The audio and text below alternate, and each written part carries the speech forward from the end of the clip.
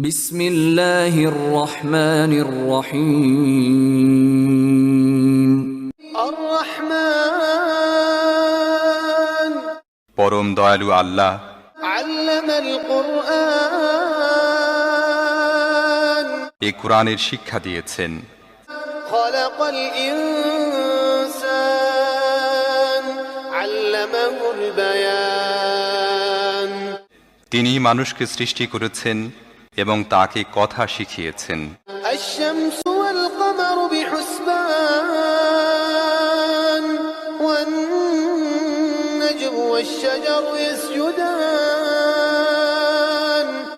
সূর্য ও চন্দ্র একটি হিসেবের অনুসরণ করছে এবং তারকারাজি ও গাছপালা সব সিজদাবনত। ওয়াস-সামাআ রাফা'আহা ওয়া ওয়াদা'আল মিজান। আসমানকে তিনি সুউচ্চ করেছেন এবং দাড়িপাল্লা কায়েম করেছেন। আল্লা তাতগাউ ফিল মিজান ওয়া আকিমুল ওয়াজনা বিল কিসত ওয়া লা তুখসিরুল মিজান।